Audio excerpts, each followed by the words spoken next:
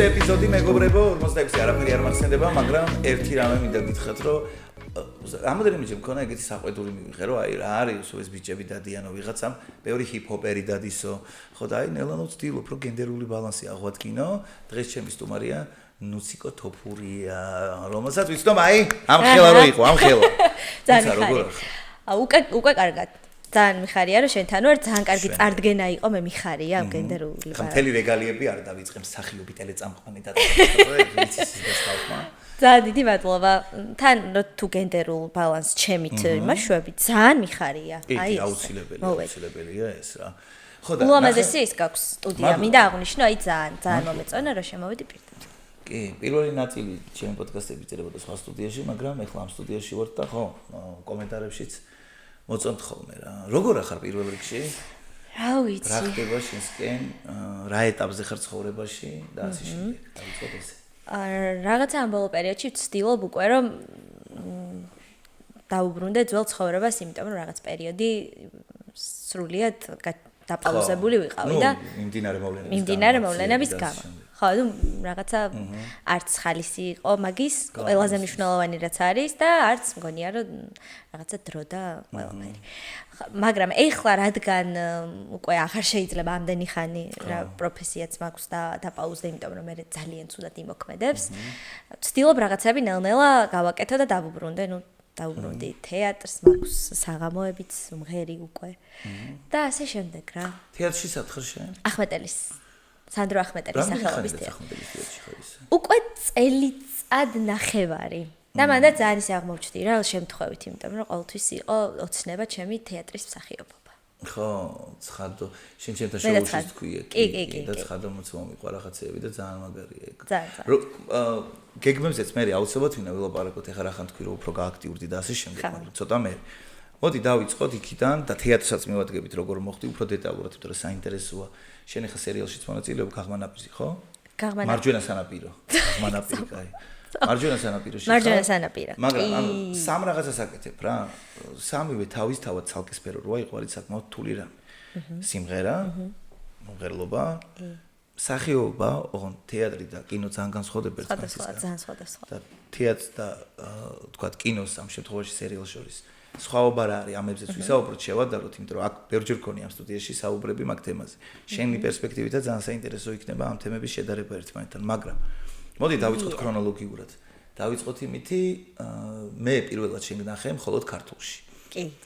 და მხოლოდ ცხადოც იყო აქ და ცხადოსთანაც ეგრე დავიწყე. ან ცხადოც მანდ გავიცანი, შენც მანდ გაგიცანი, ცხადო, ანუ გიორგი ცხადაც ვინც ვარ. და ორივესთვის რაღაცნაირად ტრამპლინი აღმოჩნდა ეს პროექტი. თუმცა თუ მანამდე კიდე ხდებოდა ისეთი რამე შენ ცხოვრებაში, საიდანაც შეგილია რომ აი შენი კარიერის დასაწყისი, რა არის ის წერტილი, საიდანაც დაიწყე, ანუ პირველი შენი გამოჩენა მხოლოდ ქართული იყო, თუ იყო კიდე მანამდე რაიმე ისეთი მცდელობები? იყო, ოღონდ აი ძალიან მიხარია ამას რომ ვეძახი ჩემი კარიერის დასაწყისს, ეს იყო ანაბანა, სადაც ვიყავი 10 წლის. და იყო რუსთავიორზე. იყო ყველასთვის საყვარელი პროექტი, საბავშვო მუსიკალური პროექტი, იყო ცოცხალი ბენდი, საოცარი ხალხი იყო ჟიურიში და მარინა ბერიძე აკეთებდა მაშინაც ამ პროექტს და მანდ გამოვჩნდი პირველად და 10-ის და მოვიგე. ანაბანა და თან მაგ დროს რაღაცა არც ვოკალის პედაგოგი არ მყავდა და სხვა შორის ეხლანდელი ნუცასგან განსხვავებით ის ნუცა პატარა იყო, ძალიან სხვანაირი რა. დედაჩემ მეუბნებოდა რომ არა შვილო სად მიდიხარ არა ვოკალის პედაგოგი შენ არ ყოლია საერთოდ რას მღერი ანუ არ ვიცით აი მე რაღაცნაირად ვემზადებოდი და ზუსტად ვიცოდი რომ ამ პროექტში უნდა მოვხვედრილი იყავი და მოვხვდი მე მოვიგე მე იყო წლები პაუზა და მე იყო უკვე მხოლოდ ქართული მხოლოდ ქართულში რამდენი წლის იყავი მხოლოდ ქართულში ვიყავი 18-ის და გავხდი მე 19-ის ხო ყველაზე პატარა ვიყავი მონაწილეებს შორის ისე ანუ ეხლა რანინა რო არის დაახლოებით ეგ იყო ოღონდ რუსთავიორზე მაშინ ხო არა მარინას ეგეთი რაღაცები არ ეშლება მარინას მოგკითხვა მარინას დიდი სიყვარულით მოგკითხვა მარინა ყველა ჩემს პროექტში სადაც ყოფილვარ ყველგან მარინა იყო და კი და სხვათა შორის ძალიან დიდი წვლილი მიუძღვის მარინას იმაში რომ ცხადოსთანაც ბაზრობდით იმაზე, რამდენად მნიშვნელოვანი ძველი ქართული რეტრო მუსიკის ანუ აღორძინებაზე და ისეთი სიტყვა, მაგრამ პოპულარიზაცია. ძალიან მნიშვნელოვანი იყო მხოლოდ ქართული, იმიტომ რომ აი მე ხო მომღერალი, გარშემო ჩემი მეგობრები რა ქართული, აი ყველა მაგას ამბობ. არ გვინდა რა ქართული ვოკალის პედაგოგთანაც მე დავიწყე სიარული.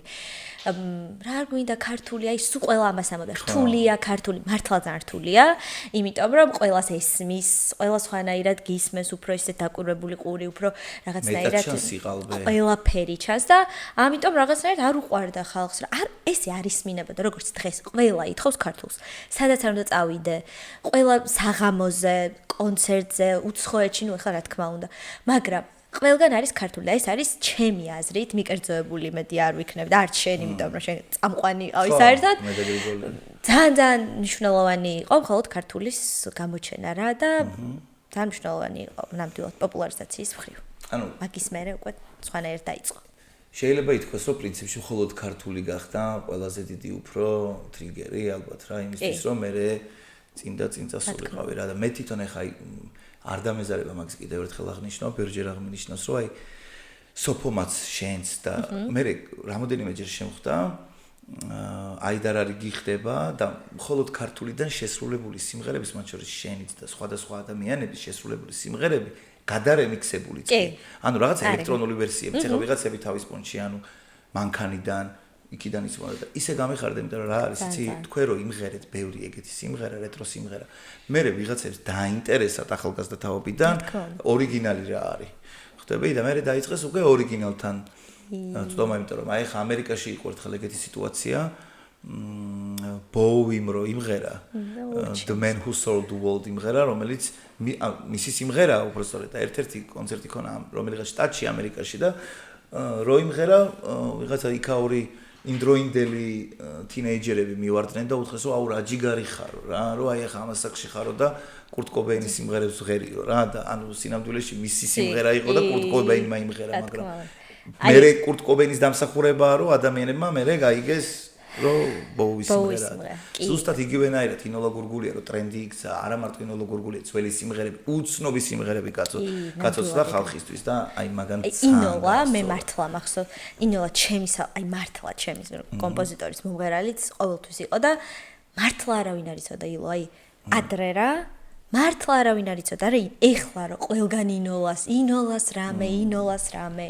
რამე და ეხლა რომ მართლა ტრენდია ყველა ინოლას სიმღერა ყველა პლატფორმაზე საერთოდ ახლებური ვერსიები კეთდება და ძალიან მაგარია ეგ რა და აქამდე არ იყო ეგრე შენი საყვარელი კომპოზიტორი ვინ არის? გია ყანჩელი ეგ ხო ეგ მაგრამ ვინ არის ისეთი კომპოზიტორი ერთი გია ყანჩელი კიდე მე მახსოვს კიდე შენ გნახე სად ვიყავით მაშინ საპატრიარქოს მოწყობილი ის იყო პატრიარქიც იყო შე რომ ღერო მანდ იყო გია ყანჩელიც მანდ იყო მახსოვს და ანუ მის სიმღერას ვღეროდი და ხო აი იქიდან მოყოლებული ხო ყვითელ ფოთლებს და ეგ რაცა კარგად მახსოვს რომ შენი საყვარელი არის მაგრამ მე რას გულისხმობ იცი კომპოზიტორი რომლის სიმღერები ვისთანაც გითანამშრომლია და ვისთანაც აი მეტი საერთობა გიას გარდა რა თქმა უნდა ისეთთან ვისთანაც ყველაზე მეტად აი გრძნობ რომ ხო იცი ძალიან მნიშვნელოვანი კომპოზიტორსა და არტისტის შორის სინერგია რა რაღაცა ურთიერთგაგება ვინ არის ეგეთი შენ იცი რა ესე საყვარელს ნუ საყვარელი ვის სიმღერები ყველაზე მეტად გიყვარს რომ იმღერო გიას გარდა ხო ნუ ერთ-ერთი ისევ ინოლა და ეხლა სახეზე ვინც ყავს ვაჟა იყო აზარაშვილი ხო ვაჟა იმიტომ რომ ვაჟასთან კიდე ცალკე ჩემი ურთიერთობა რაღაც საოცარი და მე დავფიქრდი რომ ანუ აი ისეთ კომპოზიტორებთან სამწუხაროდ უკვე არც ერთი აღარ არის ცოცხალი მაგრამ ანუ ეხლა რომ ვიხსენებ რომ მათთან მომეცა საშუალება თუნდაც ზუსტად ბოლო წლებში ეგ არის ძალიან ბედნიერება იცი რა მაინტერესებს ახალი თაობის კომპოზიტორები თუ მოდიან ისეთი რომლებიც აი იცის რა ანუ არიან ეგეთი, იმიტომ რომ ახლა ნახე ის ვიცით, რომ ძალიან ბევრი კომპოზიტორი ყავდა წარსულში. მაგრამ აი ახლა ახალგაზრდათა ახალი თაობიდან საერთოდ ყავს ეგეთი კომპოზიტორები, აი თქვა 25-26 გაგიგია, შეიძლება შენ არ გითანამშრომლია, მაგრამ გაგიგია? სხვათა შორის არა. ანუ არა. ისეთები ახლა ვიცი რომ არიან, რომლებიც თვითონ წერენ, თვითონ ღერიან. 1-2 გამიგია ეგეთი. მეტიც თქვა, ხა ბენდებს და იმას არ გულისხმობ რა. მაგრამ ესე კომპოზიტორი ახალგაზრდა, რომელსაც რაღაცა ისეთი სიმღერა შეუქმნია, ანუ მე შეიძლება არ გამიგია და არსებობს და ძალიან თუ არსებობთ, ხალხო ძალიან უნდა გააქტიურდეთ, იმიტომ რომ აი რატომ უნდა ვამბობდეთ, რომ არ არსებობენ. შესაბამისად რაღაც აქტიურად არ ჩანს რა. და ანუ მაგას ნიშნავს და თუ არსებობთ და რაღაცა ძალიან კარგს აკეთებთ და გჭირდებათ რომ ბევრმა ადამიანმა გაიგოს რაღაცნაირად ეცადეთ რომ შეეხმიანოთ მომღერლებს მე კი არა ზოგადად ყველას სხვებს და რაღაცნაირად სხვანაირად ის გქნათ პიარი გააკეთოთ. შენ ვისი მოსმენა გიყვარს? აი წარმოვიდგინოთ თუმცა ტელეფონში პლეილისტი აქვს უსასმენები დადის. გინდა ქართული, გინდა საზღვარგარეთიდან. იცი რა, ეგ ძალიან აი მომღერლებს რო ეკითხებიან საყვარელი მომღერალი და რაღაც, ყველა წარმოუდგენია რომ ეგრევე უპასუხებ, მაგრამ ეგრე არ არის. აი მე მაგალითად სულ სხვადასხვა რაღაც, აი შეიძლება Pink Floyd-ის ხასიათი, იმიტომ რომ ჩემის ყველაზე საყვარელი არის Pink Floyd-ი ყოველთვის ეგრე იყო და შეიძლება რაღაც მეორე წამს მართლა მომინდეს რაღაც ინოლას მოსმენა. აი ეგრე ვარ ხოლმე რა, ყველა ჟანრს ვუსმენ, ჯაზი ძალიან მიყვარს, აი ძალიან მიყვარს ჯაზიც და აი ჩემი პლეილისტი არის აი ეს ვერ გაიგებ რა. ხარის ხასიათზე ხარის. თუ ცდილობ რომ ყველა ჟანრი ძალიან კარგად ვიცოდე რა, თეორიულადაც, ანუ ინფორმაციულად რაღაცა და მუსიკალურადაც და ვუსმენდე ყველაფერს, იმიტომ რომ ეგ მე ძალიან კარგი არის ზოგადად თუ უცბად დაგარტყავს რაღაცა და სიმღერის დაწერა მოგინდება, შეიძლება უცბად გაიღვიძო და რაც მელოდია გქონდეს თავში და მე დაწერო, ეგ მგონია რომ ეს ძალიან მნიშვნელოვანია განათლება გქონდეს მუსიკალური რა. მე მაგას ვეძახი განათლებას, რომ ყველაფერს რო უსმენ, მე რომ ბევრ რაღაცას ამუღამებ. და რაღაცა შეიძლება იქიდან წამოსული რაღაც მელოდია ცოტა გადააკეთო, რაღაც შენი ინსპირაცია იყოს, თუნდაც რაღაცა მე მაგარი რაღაც შექმნა და მეც რაღაცას ვცდილობ, რომ ეგეთ მაგაში ვიყო, მაგრამ ეს ბუნებრივად ეგრეა, ძალით კი არ უსმენ, ბუნებრივად ეგრეა რა, ყველა ჟანრს უსმენ. აუ, ერთი ეპიზოდი გამახსენდა მხოლოდ ქართულის დროს. არ ვიტყვი ხა რომელი მონაწილე იყო, მაგრამ მე და ერთი პროდიუსერი, შენ კი მიხვდები ალბათ ვიზი არის საუბარი, მაგრამ ესე არ ვიტყვი, მე და ერთი პროდიუსერი გავართ და ანუ მღერის რა ერთ-ერთი მონაწილე უბრალოდ გამოუცდელია ჯერ და ანუ ასაკით რა, ცხოვრებისეულ გამოცდილებაზე გულისხმობ, ჩანს ეს.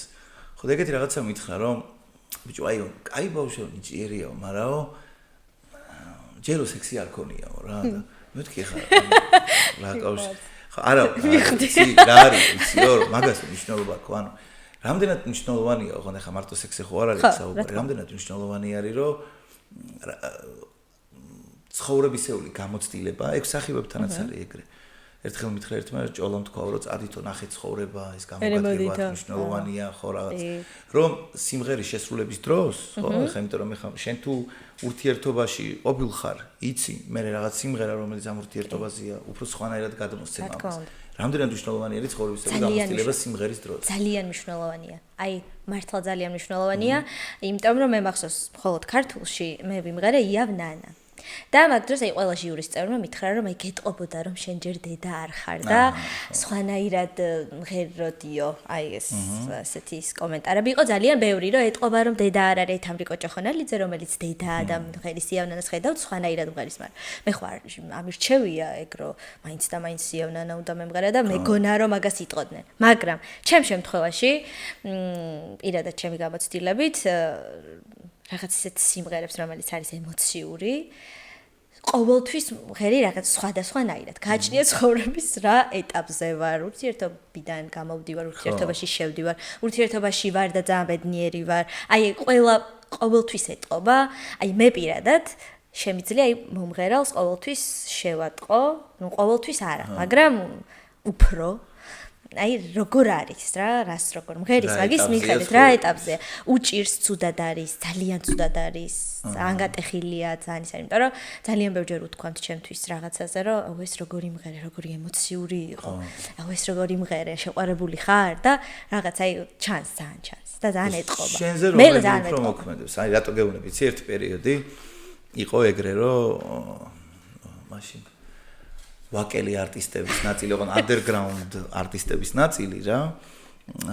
რაღაც ტენდენცია იყო, თითქოს სტერეოტიპივით იყო ეგრე, არა მარტო მომღერლების, არტისტების ზოგადად პოეტების, რომ აი ცუდად თუ არ იყავი, ითვლებოდა რომ ზედაპირული ტიპი ხარ. ანუ აუცილებელი პირობა იყო რომ აი ძალიან ცუდად უნდა ყოფილიყავი, დეპრესიაში უნდა ყოფილიყავი, რომ რაღაცა მართლა ძალიან ღირებული შეგექმნა და ბჭო მე ვაკვირდებოდი ხოლმე და მართლა ვიღაცები აი თითქოს ჩალიჩოდნენ რომ ცუდად ყოფილიყვნენ.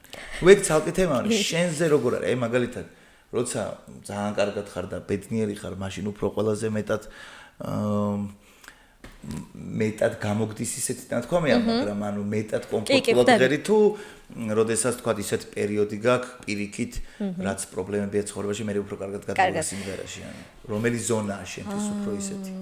ცირა სხვადასხვანაირად, აი მაგალითად, ერთი მათ გავიხსენებ შემთხვევას, რომ რაღაც ცოტა ისეთი პერიოდი იყო რა, სხვათა შორის ეს ამბებიც დაწყებული იყო თან ყველაფერთან ერთად, აი ეს ჩვენს ქვეყანაში რაც ხდება და ყველაფერი ერთად დამემთხვა რა. და მქონდა საღამო. ნუ ღეროდი, ნუ 2 საათის განმავლობაში ხიქ შესვენებებით ღერი. ესე იგი, ქალები იყვნენ თან სულ. ეს ქალები მე ვატირე, ანუ ყველა როგორ ტიროდა, იცან, ანუ რეპერტუარიც როგორ არის, იყო ბევრი სიმღერა გვაქვს რა და რა ხასიათზეც ხარ, მე იმ სიმღერების სიმღერა გინდება და რაღაც ერთი ისე გამოვიდა, რომ იყო ძალიან მშვიდი წყნარი, ეგეთი სალონური ძალიან სასიამოვნო გამოვიდა მე ყველასგან კომენტარი იყო ეგ, მაგრამ აი ძალიან იმოქმედა ჩვენზეო, ესე მითხრეს და როგორ ხარ ამ ქალებს ხო კარგად ხარ, იმიტომ რომ თან სიმღერებიც ისე დაემთხვა ისე სიმღერებს მღეროდი, ეგ უფრო რაღაც ერთ მისწორდებოდა მაგ დროს და ძალიან მთელი ემოციით მღეროდი და მე ამათზეც გადავიდა და რაღაცა მე ძალიან დავიცალე. საბოლოო ჯამში ძალიან დავიცალე, მაგრამ მქონია აი ძალიან კარგად რო ვარ და ისე ვაგულავებ ხალხს ხოლმე და მე ყველა რაღაც ძალიან გააჩენ ორივეს თავისი ისაკ რა. მე პირადად ძალიან მეხმარება, როცა თქვა სუდად გხსნებ თავს სიმღერა რა, იმიტომ რომ ყველაზე სულ რომ გელაპარაკო შენ 2 საათის განმავლობაში შეიძლება ისე ვერ გადმოგცე რა, როგორც სიმღერით ძალიან მგონია რომ უფრო მარტივად შემიძლია გადმოგცე შინაგანად როგორ ვარ. და მაგ აი ის იყო ამ ქალებმა ისევ ტირო თო ბოლოსთან ყვითელი ფოთლები უმღერის, ერთ მეც ვტიროდი, ეს ქალებიც ტიროდნენ, ყველა ტიროდა და რაღაც რა, ანუ სულ სხვადასხვანაირად არის. ჩემ შემთხვევაში ეგრე არ ხანის არის ხანის. ხო, იმიტომ რომ ეხა აი მაგალითად ქვეყანაში მიმდინარე მოვლენები თქვა, როცა გაზრებული გაქვს ეს რაღაც რა ხდება და რა საშიშროებებია, მე რა თქმა უნდა თუნდაც რაღაცა პატრიოტულ სიმღერას იმღერებ თუ საქართველოზე იმღერებ, ან რომელიმე კუთხეზე სხვანაირად ხელი სხვა დათვირთვა აქვს. ეგ ფაქტია, ეგ კი არა, ეხა ერთ-ერთი ცნობილი მსახიობი იყო ახლა მე იქ არ ყოფილი ვარ, მაგრამ ყოველ შემთხვევაში ძალიან ბევრმა ადამიანმა მოყვა რომ რაღაც პირადი ტრაგედია დაემართა ოჯახში და ამბობდა რომ თან ძალიან ისეთი რა და ამბობდა რომ შევედიო და ჩემი თავის არკეში რომ დავინახეო, ანუ როგორიც ვიყავიო მაგ დროს დავიმახსოვრეო. იმისთვის რომ მომავალში რომ რაღაცა როლს შეასრულებდა, აი ტვინს დაამახსოვრა. მოსმენილი მაგ ეს მდგომარეობა, რომ მე რო გავალო ეს მდგომარეობა აღვიდგინო იქ, ხო? ანუ ხო და მე ერთ რაღაც ნაწილში ამან ძალიან დიდი პროტესტი გამოიწვია, რომ ანუ რა დროს მაგაზე ფიქრია მაგ დროს, მაგრამ ნუ არტისტის ბუნებაში არის შანსი არ არის, მაგან არ გაგიელოს იმ დროსაც კი არა, ყოველ წამს კი არა, მაგრამ რაღაცა მომენტში, ერთ კვირაში თუ რაღაც ინდივიდუალურია, ვერ გაიგებ მაგას როდის რა. ამიტომ მე ხო ცოტა ისეთი თემა. კაი, მე სხვანაირად გავიგე არტისტების არ მესმოდა აქამდე და ძალიან სხვანაირად უყურებდი ზოგადად. ხო და აი ხა მოდი გადავიდეთ იმაზე, როგორ მოხდი შენ პირველად ჯერ თეატრამდე თუ არ ვწდები, ჯერ სერიალი იყო. ზუსტად ერთდროულად იყო. ერთ დღეს დამირეკეს თეატრიდან, მეორე დღეს დამირეკა ალეკო მალხაზიშვილმა და ერთად, ანუ აი ზუსტად ერთდროულად გავხდი. აი, მაშინ თუ პარალელურ რეჟიმში იყო, მოდი აი მანამდე პარალელურ რეჟიმში მოგიყვები. ორივე. ხო და მოდი დავიწყოთ თუნდაც იმით ჯერ თეატრით. თეატრით, ხო. ისევ ცხადო უნდა ვახსენოთ, ძალიან ხშირად იხსენა ცხადო, მაგრამ ცხადო არის ახმეტელის თეატრის მსახიობი, ბევრი წელია და ვიცნობდი ამ ადამიანებს, თუნდაც სამხატვრო ხელმძღვანელს, ირაკლი გოგიას და ასე შემდეგ მსახიობებს ცხადოსგან და მაგრამ მანამდე ეს თეატრის მსახიობობა ხო სულ მინდოდა და ყოველთვის უყურებდი ხოლმე დარბებს მიღმა გაზაფხულიას რა, რეზო ჭყიკუშვილი ძალიან მიყვარს და აი ამ YouTube-ზე რო იდო და ისე პირად ვიცოდი მართლა, აი სულ უყურებდი. მანდ მეც უნდა მეთამაში ხო იცი მაგ სპექტაკლი. რას მეუბნები? მაშინ რა იყო კაცო და რეჟისორი ნემსაძე, ხო? ხო, მაშინ.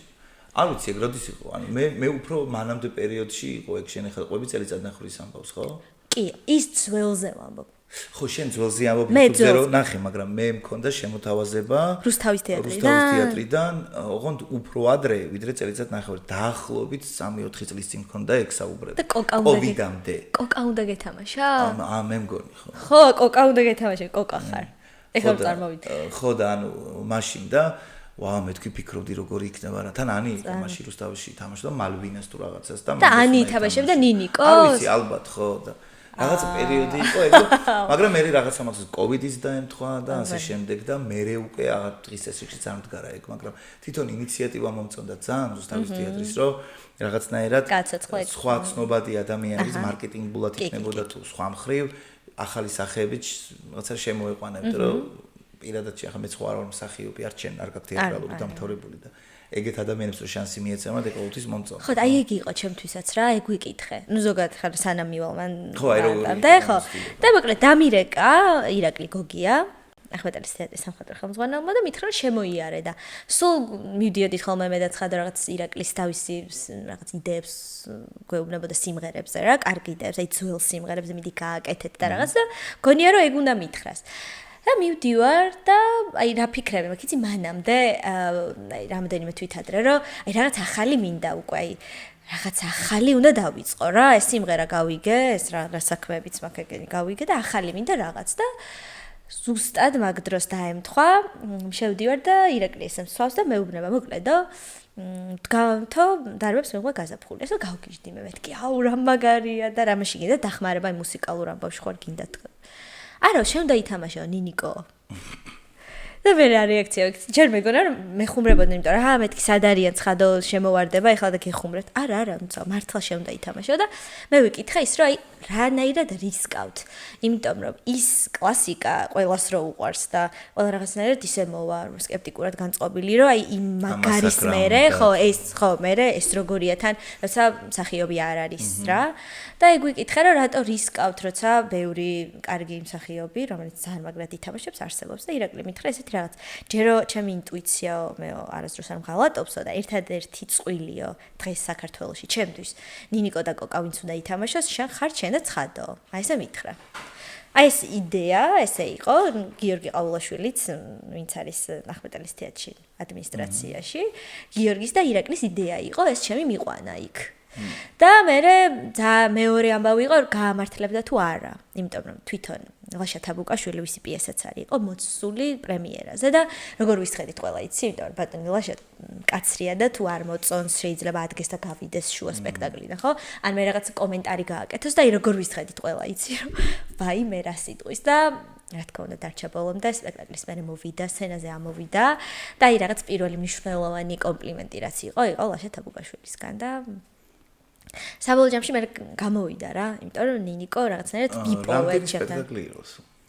აუ, იცი რამდენი, ძალიან ბევრი. უკვე ძალიან ბევრი სპექტაკლი გვაქვს ნათამაში. მგონი 130-ზე მეტი. პირველი როგორი იყო? აუ, აი პირველი. მე მაგალითად გეტყვი, სანამ მიპასუხებ, გეტყვი რომ როცა მაგაზე ფიქრობდი, ზუსტად იგივე კითხვა გამიჩნდა მეთქი, როგორ ისკავენ? აი მე როგორ ისკავ თუ გადავდგა ამნამ ისკი ცალკე თემა. იმიტომ რომ ერთია რომ სერიალში დუბლი 1, დუბლი 2 და გაჩერდები ამოისუნთქავ. ერთხელ მაგალითად 25 ჯერ ზედიზეთ შემეშალა კინაღამ ჩამქოლა მიშ მშულდაძე იყო მაშინ რეჟისორი კონკრეტულად მაგზერის. მაგრამ იქ მაგის ფუფუნება არ გაქვს. მე იდეაში ძალიან მიყვარს ცოცხალი მოქვია პროცესი და იმპროვიზირება, მაგრამ მაინც ძალიან დიდი რისკია, იმიტომ რომ ნერვებია, ნერვიულობა. შეიძლება ყველაფერი გახსოვდეს, ყველაფერი ძალიან კარგად იცოდე, მაგრამ ნუ გახვიდე და უცებ რა. ხო და ერთია და მეორეა ისინი როგორ ისკავენ მეთქი, რატო იმათ არ ეშინიათ მეთქი და მეორე მხრივ მათი ესეთი გაბედულობა შენს გზენს მე რაღაც თავდაჯერებულობას, იმიტომ რომ ფიქრობ რომ ეხა რა ვიცი ეხა ესე რატო გარისკავენ იმედი რო არ ქონდა. ხო, ზუსტად ეგ მქონდა მე პირველი სპექტაკლის პერიპეტიები რომ ითხრა, რას გზნობდი, როგორ ემზადებოდი და რო გახვედი რა ხდებოდა. აი, სხვა შორის მეუბნებოდნენ, ხო, ჩემში მართლა მეუბნებოდნენ, რომ აი ბოდიში გამორდა.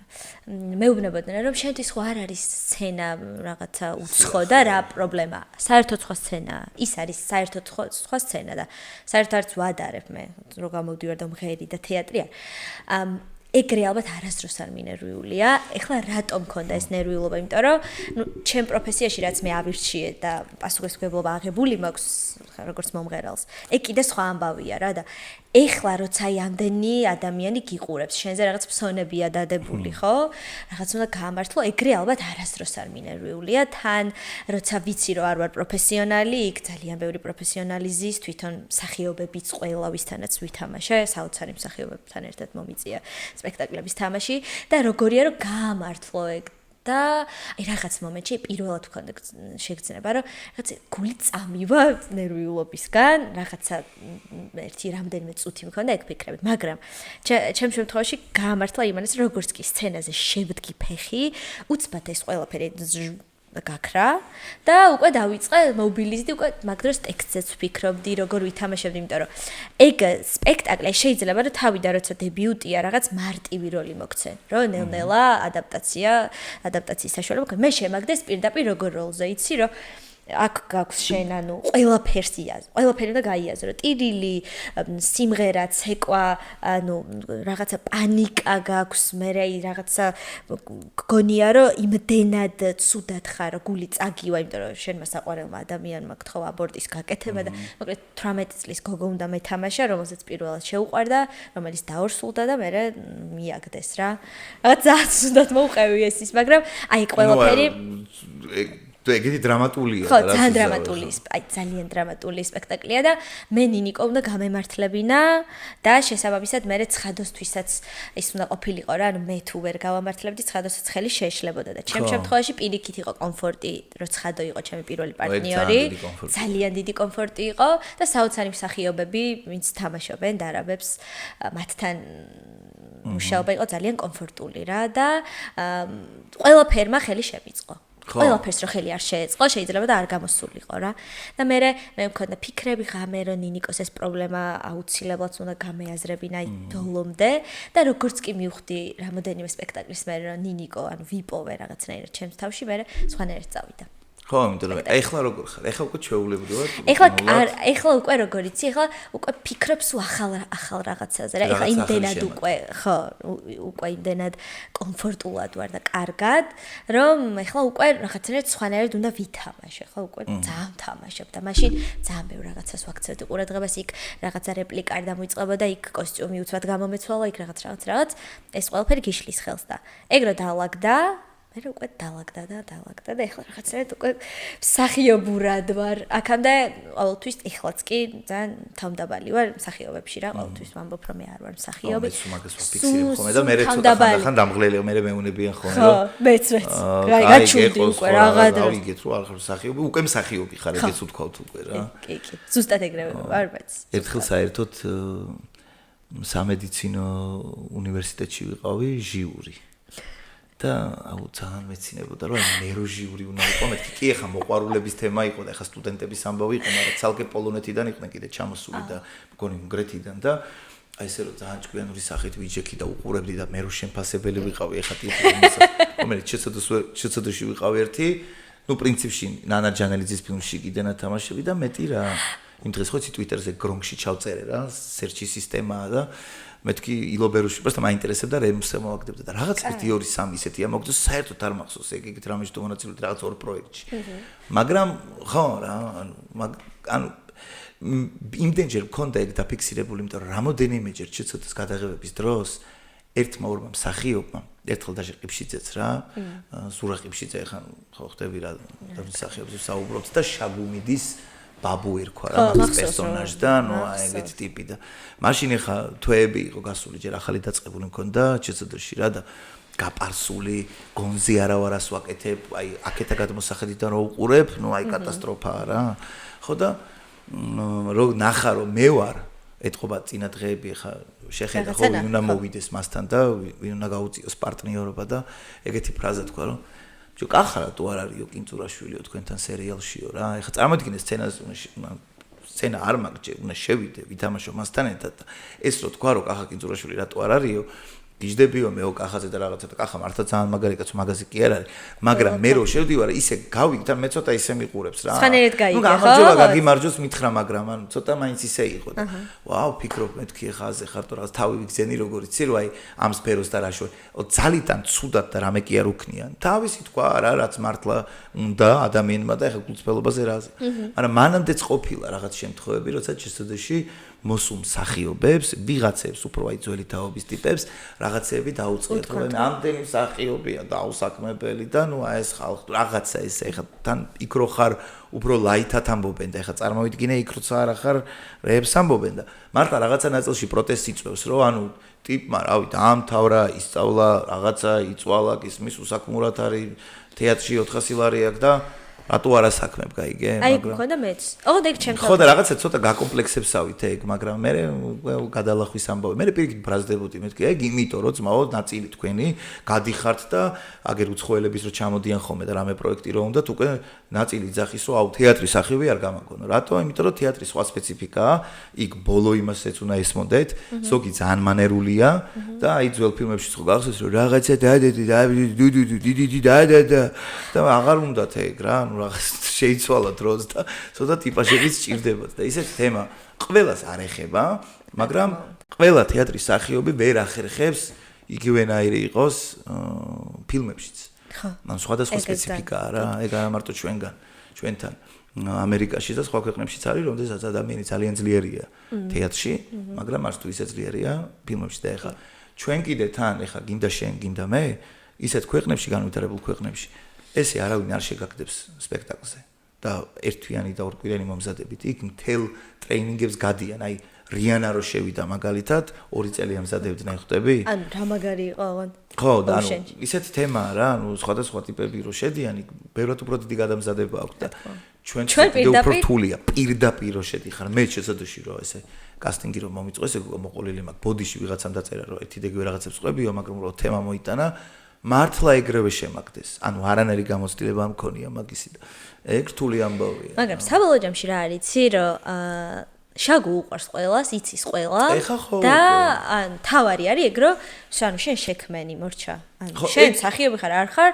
ანუ კაცი შვილს არ შეეპარება ეჭვი ვინც არ იცის, რომ შენ შეიძლება იმას გონია რომ სახიობი ვარ. დედასპიცა ვარ, ეხა მე თან გეუნები, ანუ ვისწავლე გზა და გზა. ანუ ერთი სეზონი და სეზონ ნახევარი დამჭირდა იმისათვის, რომ მესწავლა. მერე უკვე ბაზარი არ არის, უკვე ჩვეულებრივი იყო, ადვილი იყო და შენ თქმის არ იყო, მეც უფრო ვცდილობდი უკვე სად იმპროვიზაცია იყო, სად სცენარში რამე შევიტანო, სად რაღაცა ახალი მიმართულება, სად სახე, მიმიკა ეს ის და ნუ ყველაფერი სწავლის თემაა, მაგრამ ეხლა მოდი ვილაპარაკოთ სერიალზე, მარჯვენა სანაპიროზე.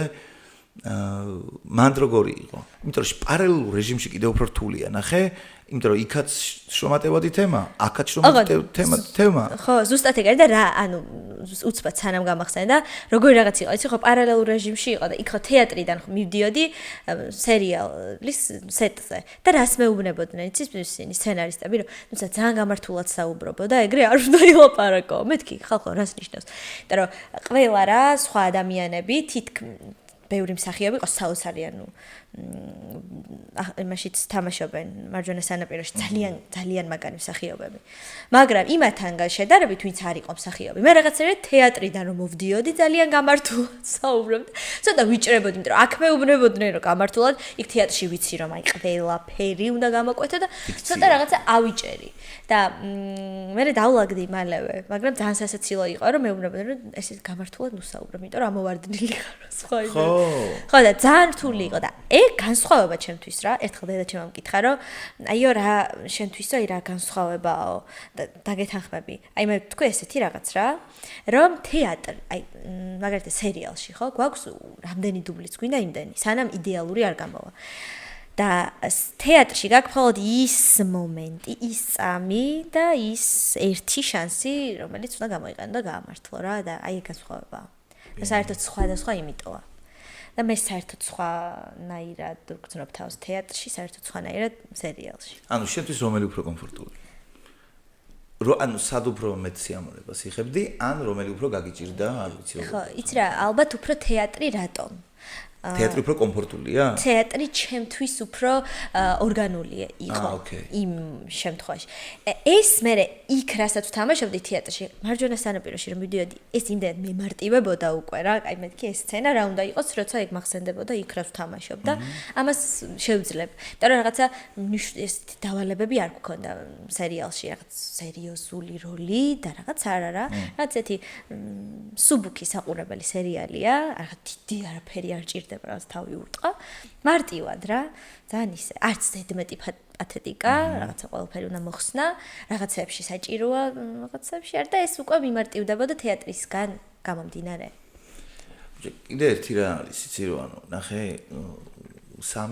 სამი სფერო ჩამოთვალეთ და სოციალებში, ანუ ინსტაგრამზე ძალიან ბევრი ფოლოვერი ყავს. რამდენი ფოლოვერი ყავს?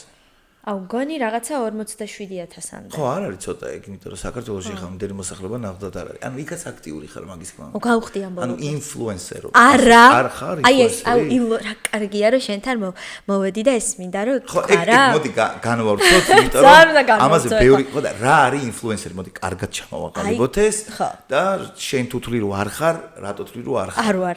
არ ვარ.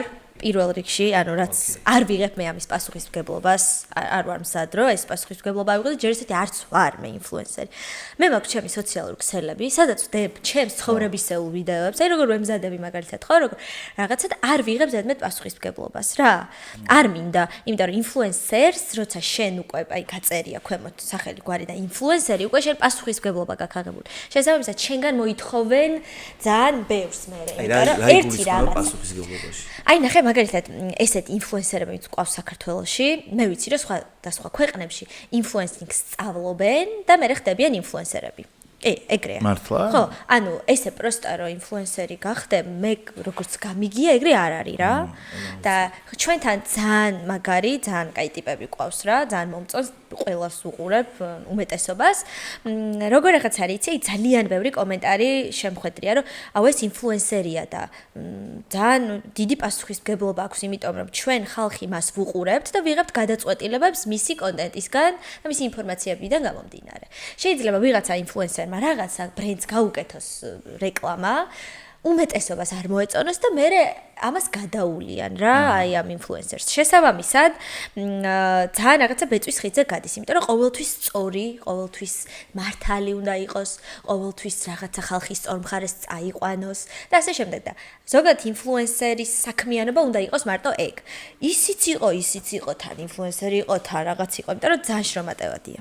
ეხლა მივხვდი, იმიტომ რომ მეც რაღაც რეკლამები და რაღაცები რომ მიგროვდება ხოლმე, ვიცი ძალიან შრომატევადია ეგ. და ძალიან მე უნდა დამონტაჟო, მე ძალიან სწორი ისინი უნდა მისცე მესიჯები გააგზავნო რაღაცა და აი ძალიან სანერვიულოა ჩემთვის. აი მართლა ძალიან სანერვიულოა. შესაბამისად, მე არ ვარ ინფლუენსერი და არ ვიღებ მაგ პასუხისმგებლობას, უბრალოდ რაღაც ვიდეოებს ვდებ. ჩემთვის ვერთობი, ჩემს რაღაცა გამომწერებს, ეგ კი მართალია, ჩემი გამომწერები ძალიან მიყვარს, ძალიან დიდი მადლობა, ვისაც გამოწერილი ვყავართ, უბრალოდ თვალი მადევნონ, რაღაცა დიდი პასუხისმგებლობები არ მინდა რომ ავიღო. რაც ყველაზე მთავარია, რასაც რეკლამას უკეთებ ხოლმე მე და მიწევს გაკეთება, ყოველთვის წინასწარ უნდა დავტესტო, ყოველთვის 100%-ით ვიყო დარწმუნებული. მაგრამ აი ეგ ამბავი რომ რაღაც ინფლუენსერი ხარ და კონტენტ კრეატორი, აი კიდე არის რა, კონტენტ კრეატორები არიან, არ ვარ არც ერთი. აი ეგ არ მინდა რომ ეგ მეკონ. ეგ არ ვიცოდი, ისე რა ხო ხედავან ჩვენ ვისაუბრეთ იმაზე რომ საქართველოში ყველაფრის აი გზადაგზა სწავლა გიწევს და ინფლუენსერობაც ახლა აქ ვინც არიან ინფლუენსერები არ ამგონია რომ რაღაცა სერიოზულ მომზადებას გადიოდნენ ისეთ როგორც საზღვარგარეთ გადიან. ხო და ეგეც იგივე თემა. თუმცა საქართველოში ეგ ალბათ კარგად არ არის გამიჯნური, ახლა რაც შენ გამიჯნე ერთი მეორისგან, იმიტომ რომ ბევრი მაგას ვერაცნობიერებს, ანუ ბევრისთვის ალბათ შენც ითვლება თუ აი 5-6 ბრენდი თუ შენ მათთან კოლაბორაცია გააკეთე, ასე ვთქვათ, უკვე შენ ახმული ხარ როგორც ინფლუენსერი. ეგრეა. და საქართველოში თუ არის რაიმე მომზადება, ან სწავლა, ან მაგის გავლა რომ კონტენტ კრეატორი გახდე ან ალბათ არის, მგონია რომ ეგეთ რაღაცა კურსები შეიძლება იყოს რა, აი კონტენტ კრეატორობის მაგალითად, ხო, რაღაცა ისწავლო, აი ისინი რაღაცა რა სწავლობენ ხოლმე, რაღაც მარკეტინგის რაღაცებს, აი ის რაღაც მნიშვნელოვანი დეტალები რაც არის რომ მე გამოგადგეს, რაღაცა საფუძვლები, მაგებსაც სწავლობენ, მგონია რაღაც ციფრულ მარკეტინგს სწავლობენ, მე ეს როგორ უნდა დაამონტაჟოს ვიდეოები და რაღაცა, ნუ საჭიროა ეგ ინფორმაცია რა. და მგონია რომ ის კარგი ტიპები ვინც ყავს, აი ყველა რო ვიცით და ვუყურებთ და რაღაცა, მაგათ რაღაც ეგეთი გავლილი მგონია რომ ექნებათ თუ აქ საქართველოში არა, რაღაც ცხოვეთში ხო არის? კი. მე ესე ვფიქრობ. აი, დაუბრუნდეთ ახლა კიდევ შემოქმედებით ნაწილს, ოღონ რა კუთხით? ჩვენ ვისაუბრეთ წარსულზე, ვისაუბრეთ იმაზე, რა გამოწვევები გქონდა, საიდან დაიწყე, როგორ მოხვედი აქამდე, სოციალურ ქსელებსაც კი შევეხეთ, ეხლა მოდი ვისაუბროთ რა გეგმები გაქვს. აი რა არის შენი ტოპ მიზანი? ამ რთულ მოცემულობაშიც კი ან საზღვარგარეთ წასვლაზე თუ ფიქრობ, თქვათ რაიმე გეგმები ამასთან დაკავშირებითაც თუ გაქვს, იმიტომ რომ მისაუბრე ზოგიერთ ადამიანს, მაგალითად აქ სხვა ბაზარზე გასული, რთულია საქართველოს და სხვა ბაზარზე გახვიდე, მაგრამ შენ გეგმებზე ვისაუბროთ, რა საპირე? რთულია. ჩემ გეგმებზე, რაც ვიცი რომ მე რა ხმაზე ვდგავ. გავცივდი და იმასავით ვლაპარაკობ, რა ქვია. ალპაჩინოს ხმაზე დავდიკი მე. იცი რა, სიმართლეს გეტყვი და რაღაცა სხვა ქვეყანაში წასვლაზეც არასდროს არ მიფიქრია. მაინც. აი ამბებიდან გამომდინარე, მაინც იმიტომ რომ იმდენად მიყვარს, ანუ ჩემი ქვეყანა მართლა. და ეს სულ ამბობ, რომ რო წახვალთ, ჩამოდით უკან. ანუ რაღაცა წადი, რაღაც დააგროვეთ. მე მაგას გულისხმობ, კარიერულად წასვლას გულისხმობ, გაქცევას კი. ალბათ ყველა ვარიანტში რაღაცა მინდა რომ სხვა ქვეყანაში წავიდე, იქ რაღაცა შევიძინო, რაღაცა ჩემი ქვეყანა წარვადგინო და ასე შემდეგ. რა თქმა უნდა, ეგ ყველა მომღერლის გეგმაში არის, ყოველთვის, მე ესე ვფიქრობ. ნუ ჩემსაში არის. ყოველ შემთხვევაში, რაც ახლო მომავალში სიმღერის რაღაცა კუთხით ესეთი დიდი გეგმა არ მაქვს. მაგრამ მინდა რაღაც ახალი გავაკეთო. წავიდე, ჩამოვიდე, ამერიკაში ვეგმავ წასვლას, რა თქმა უნდა, მაგრამ მე უკან დაბრუნებას და ძალიან მინდა რომ რაღაცა ჩემს ქვეყანაში ჩემი მაქსიმუმი გავაკეთო. და მე უკვე რომ მეცოდინება რომ მაქსიმუმი გავაკეთე, არ ვიცი მაქსიმუმი რა არის, ჯერ მაგას ვერ ვსაზღვრავ ჩვენთან. მაგრამ რასაც დღეს ვაკეთებ ძალიან მომწონს და სამომავლოდაც იქნება ეს ყველაფერი. და რა ვიცი, ხო, ახალი სიმღერა მინდა მალე. აქამდე იყო ძალიან ბევრი მცდელობა რაღაც სხვადასხვა კომპოზიტორებისგან რაღაც, მაგრამ ყველას ვუთხარი უარი რომ ჯერ მეთქი ახალი სიმღერისთვის არავის არ ცალია რა დროს ახალი სიმღერაა, მაგრამ ეხლა უკვე ნელ-ნელა ალბათ მაგასაც მივხედავ და გავაკეთებ. შენა და ვინ არის შენთვის, ეს დამავიწყდა მეკითხა, ვინ არის შენთვის ყველაზე ვისთან ერთად ჩაწერდი სიამოვნებით დუეტს? ქართველი? ქართველი. მოდი იცი როგორ გავაკეთოთ? საზღვარგარეთიდან შენი საყვე, ვინმე ისეთი მომღერალი, რომელთან ერთადაც აი ან მანამდე გიფიქრია, ან ბავშვობაში გიფიქრია, ან მერე გიფიქრია, რომ აი ამასთან დუეტს სიამოვნებით ჩავწერდი და საქართველოში ვინ არის ეგეთი, ვისთანაც გიფიქრე, რომ აი ამასთან სიამოვნებით დუეტს ჩავწერდი. აჰა. იცი რა, საქართველოდან რაღაცა უფრო რეალურია. ჩემ, ხო, უკვე. რა თქმა უნდა. უკვე რეალურია. და ესე დუეტს, ალბათ უფრო რადგან მე და სოფო ძალიან ბევრი გვამსგავსებს ტემბრალურად, სოფო ნიჟერაძესთან სხვათა ჩვენ და გვემღერა ჩემ სოლო კონცერტზე ერთად, მაგრამ მე სოფო სამწუხაროდ ჯანმრთელობის გაუარესების გამო ვეღარ მოვიდა. აი სოფოსთან, აი ძალიან ისე სიამოვნებით და უცხოელი ყოველთვის იყო ჩემი რაღაცა როლ მოდელი ჯესი ჯეი და პატარაობიდან რა ძალიან მიყვარდა. და ეხლა უფრო თანამედროვეებიდან ალბათ ბილი აილიში. ბილი აილიში. დუეტი. ეხლა მე დუეტი Pink Floyd-თანაც მინდა რომ რავე, მაგრამ უფრო რეალური რო იყოს რაღაცა. ძალიან გაგისწორდებოდა. ძალიან გამისწორდებოდა ბილი აილიშთან ეხლა, აი თანამედროვე. თორემ ასე მეც ვითამაშებდი ჰით ლეჯერთან ერთად ფილმში, მაგრამ არა რეალურია. ჯერთი გარდაიცვალა და მეორეც ერთი რომ თელ გარდაცვლილი იყო, ძალიან ეჭვი მეპარება რომ უახლოეს მომავალში. არა, უახლოეს მომავალში არა. მე რავი, ხო. ხო, არასოდეს. ყველაფერი ხდება რა. არ დავთქვათ, ხო. ეხლა ისეთი დროა, მაგითო კითხეს კითხვაც, იმიტომ დაგისვია ეს საზღვარგარეთთან დაკავშირებით, რაღაცები რაც მანამდე წარმოუდგენელი იყო და აი ვაიმე ლევანუჩანეიშვილმა ჰარისონ ფორდის თმები მოკაჩა ეს გვიამაყებოდა თავის დროზე რომ ჰოლივუდში ვიღაცა გაიჩნდა, მერაბლინიძე გაიჩნდა და ეხა ისეთი დროა როგორც ვიცი ორი მსახიობი ბიჭია Netflix-მა ანუ მან ბიჭებმა მისცეს Netflix-ის ყურადღება და მართლა ისეთი დროა რომ ანუ ბევრი რაღაცის რაც მანამდე წარმოუდგენელი იყო, ბოლო-ბოლო ონლაინ კასტინგებს გადიან ადამიანები და უცებ ესე შეიძლება წაგავლონ და ძალიან მოულოდნელად ისეთი ადამიანები, რომელიც შეიძლება საქართველოშიც კი არ არის ცნობადი, უცებ იქ გახდეს ცნობადი. ანუ აი ისეთი დროა უკვე. ეგეთი სასწაული რაღაცები ყოველთვის ხდება ხოლმე. ქართულ YouTube-ს თუ უყურებ საერთოდ? ქართულ YouTube-ს ეხლა სხვა შეიძლება ბოლო პერიოდში დავიწყე რაღაცების ყურება. მოვიტყუები. რამე კითხვა რომ დამისვა ჩამჭრიდა. ამიტომ არ მოვიტყუები. აი ბოლო პერიოდში, რადგან უფრო რაღაცა ის პოდკასტებში და სადღაც მიწვევენ თან რაღაცა იქ გავიცანი რაღაც მაფია ვითამაშე ის რაღაცა ისქენ ვითამაშე. რა კენ? გამომაგდეს ვიყავი ძალიან პატიოსანი. ძალიან პატიოსანი ვიყავი და გამომაგდეს ხო, მაგრამ ეხლა კიდე რაღაც დაგეგმილი არის, რომ კიდე უნდა მივიდე მაფიაში და რაღაც ხო, ან ძალიან საყვარელი ტიპები არიან რა. ან ძალიან მომწონს აი ამ ბოლო დროს ეს პოდკასტები. აქამდე რომ ვერ წარმომედგინა რა ჩავუჯდებოდი რაღაც მე ჩემი რაღაც იმიდან გამოდე, ძალიან მომწონს ეხლა და ძალიან დიდი სიამოვნებით შეიძლება ჩავრთო რაღაც 2 საათიან პოდკასტ, საათნახევრიან პოდკასტ, ძალიან თუ საინტერესოა, უეჭველი ვუყურო რა და ძალიან მომწონს და ეგეც დავიწყე. ჩვენ საუბრის დასაწყისში ბაზრობდით იმაზე, რომ რამ ხელმძღვანელობა აქვს პირად ურთიერთობებში რაც ხდება მე სცენაზეც გადმოდის. ეხლა რა ეტაპზე ხარ მაგ პუნქტში? ცოტა გავაყვითლოთ ჩვენი პოდკასტი. ვისთან ერთად არის თუმცა თოპურია და რას აპირებს ის ცხოვრებაში? კიდევ კაი რომ ამ პერიოდში რამე პირადული არ დამემთხვა. ეხლა ჩემი ტვინი სტერილიზაციას გადის და აბსოლუტურად უნდა გასუფთავდეს და მე დაიწყოს ახალი რაღაც რა. აი მაგ იმაში ბოლოში გავედი უკვე და კარგად ვარ, შვიდად ვარ, მარტო ვარ და ძალიან კაი ყოფილა. ეხლა რამდენი წლის ხარ? 25-ის. 25-ის. და შენი ტვინი როგორ არის მოწყობილი? აი გოგოების რაღაცა ნაწილი რა არის ესეთი, რომლებიც ძალიან ემოციებზე არის მიბმულები, მაგალითად, ანუ არ შეუულიათ, რომ აი დიდხანს თქვათ ურთიერთობების გარეშე, სერიოზულ ურთიერთობებს გულისხმობ, იყვნენ. და ნაწილი გოგოების არიან, როდესაც უნდათ რომ აი ჯერ დაალაგონ ყველაფერი კარიერის მომენტში იქნება თუ რაღაცა სხვა მომენტში და მე. კი. შენ როგორი ტიპაჟი ხარ ამ ხრივ? იცი რა, მე ვარ პერფექციონისტი, ზოგადად ისედაც და მინდა რომ ყველაფერი ეგრე იყოს. რაღაც მომენტში უნდა მიხვდეს ნუცა რომ ეს არ იქნება ყველაფერი იდეალურად დალაგებული, პირადიც კარიერაც რაღაცა არ იქნება. ჩემ შემთხვევაში არ ყოფილა რა, ჯერ იდეალურად რა ყოფილიყო ორივე, არ ყოფილა, მაგრამ ზუსტად ვიცი რომ ამას გავაკეთებ, რა მივახცევ.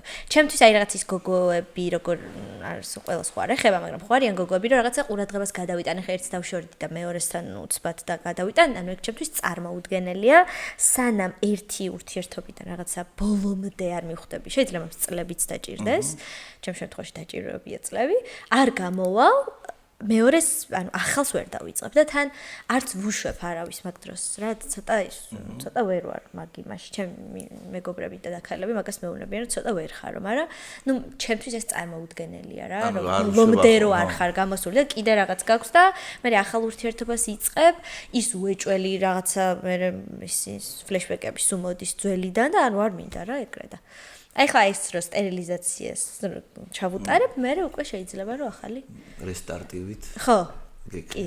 კი, ეგრეა. ნუ ჩემთვის ეგ. ხო და აი, სულ ამბობ ძალიან მნიშვნელოვანს რა, გვერდით ზოგადად ჩემი პროფესიის ადამიანს, აი მე რა ცხოვრებაც მაქვს. გვერდით რომ ყავდეს ადამიანი ძალიან და იმას ეკომფორტულებოდეს, ეგ არის ძალიან დიდი გამართლება რა. რომ მე შეიძლება იქ ვარ ყურადღების ცენტრში, იქ რაღაცა მიწევს, თქვა სპექტაკლშიც ხო, რაღაცა კოცნა იქ, რაღაცა იქ შეიძლება წინა დღეს გავიგო რომ მეორე დღეს მივფრინავ სადმე საღამო კონცერტი მაქვს. შეიძლება ძალიან გვიან მოვიდე სახლში, იმიტომ რომ ივენთი მაქვს. წავიდე, ხო, შეიძლება ცოტა დიდხანს წავიდე. აი ეს ისეთი ადამიანი რომელიც ამ ყველაფერს გაიგებს და მისთვის პრობლემა არ იქნება, ვფიქრობ, რომ ძალიან რთულია ესეთი ადამიანის მოძებნა რა. და გონია გამოცდილება, როდესაც ისეთთან გონია ურთიერთობა, რომელსაც გაუჭირდა ამ ხრივ შემიგება და არ მქონია, მაგრამ რაღაცა წავიდა მაგრამ მოდი ხალო სახში რა გინდა რაზეთი ხარ შუაღამისას ეგეთი რამე არ გინდა ცხოვრებაში ხეასნია არ ყოფილა სერიოზული ესეც ოფიციალური თან მე არ ყოფი აი ოფიციალურად შეყარებული რომ მელთანაც ერთადაც სადმე გამოვჩდებოდი არ მყოლია ეგეთი ნუ მე გადავწყვიტა რომ ეგრე არ ყოფილიყო ხო და აი როცა იქნება ძალიან გამიხარდება ანუ მე ვიპოვი ეგეთ ადამიანს. ხო, ეხლა ბუნებრივად უნდა მოხდეს ეხლა ამას ხოლმე კასტინგს ხوار გამოაცხადეთ ეხლა რა. აბა მისთვის არ იქნება პრობლემა და ჩამოთვლილი როა. ვეძებ ადამიანს, რომელიც ამიტანს როცა ორი კვირა წასული ვიქნები, სპექტაკლში თუ ვიდმეს ვაკეთებ ამაზე რეაქცია არის, ხომ განცხადება როგორ. ადრე ხო იყო რაღაც სიტყვა და საქმეში იყო ხომ ეგეთი განცხადებები, მაგრამ ვეძებ ცისფერთვალება, ვიცით? ხო, მახსოვს ადრე. ეგეთი რაღაცები ეხაც არის, ისე ჭედო შენ ხო არიცი? არის კიდე ეგეთი განცხადებები? ადრე ხო იყო? ბიჭო, ადრე იყო რაღაც გაზეთები რა, ის სიტყვათა საქმე და რაღაც. ვეძებ ესეთ გოგოს, ხო? იყო განცხადებები რა, ვეძებ ასეც, ისეც.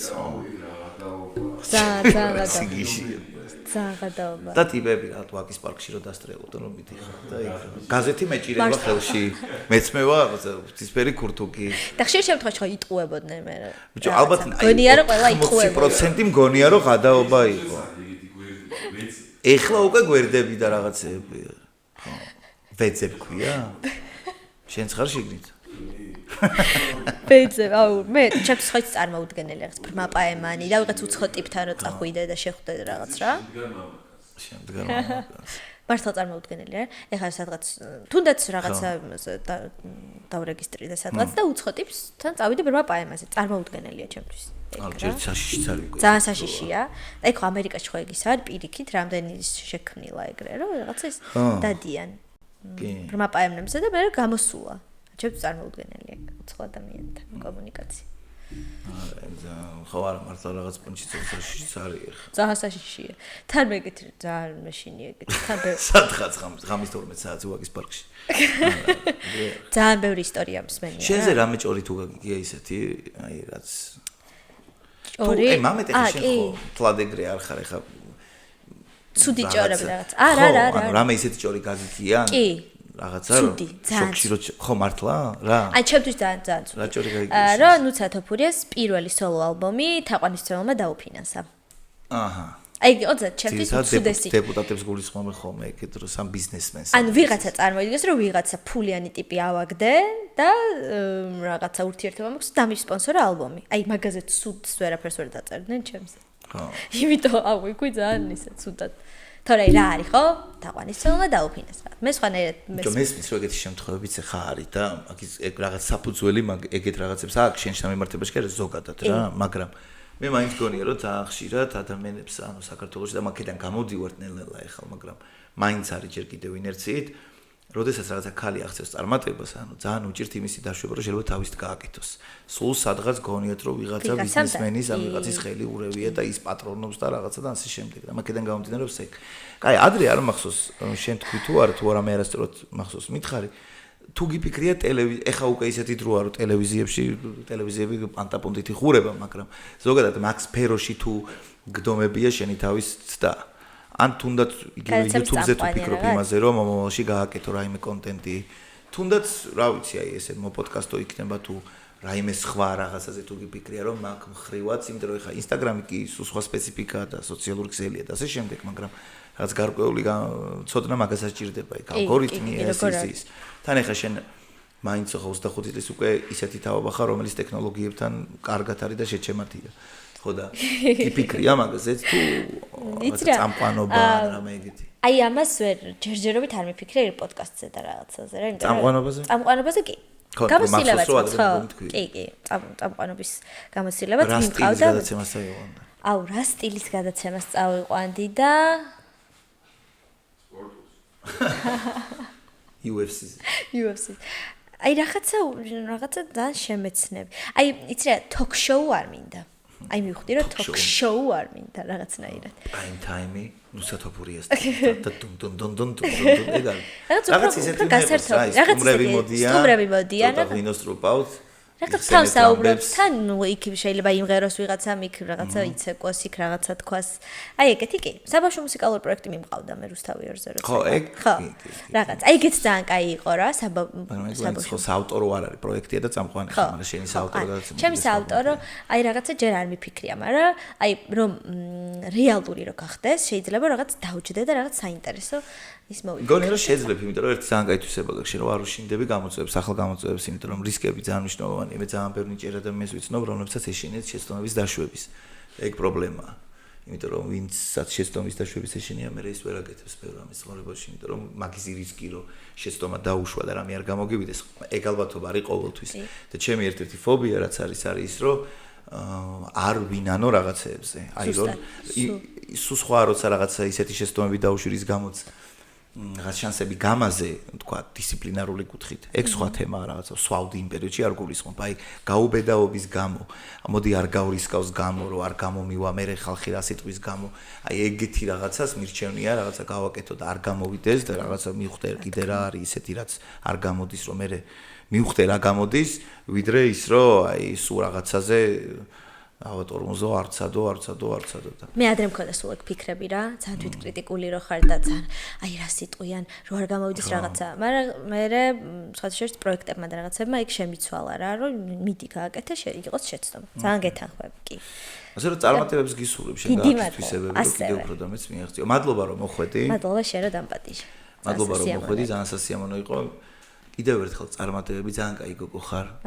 ძალიან ნიჭიერი ადამიანი ხარ და რაც თავარია ძალიან აქტიური ხარ.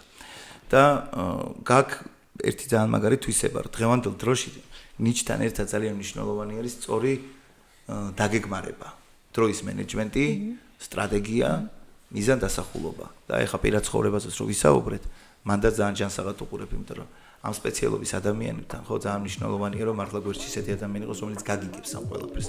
სხვანაირად ყველაფერი ტოქსიკური გახდება. მოკლედ ყველა ფრონტზე გისურვებ წარმატებას, მადლობა რომ მოხვედით. მადლობა შენ. ეგ არის. იეი. აუცილებლად ლაიქი, საბსკრაიბი, კომენტარებში სტუმარი, ვინ გინდათ.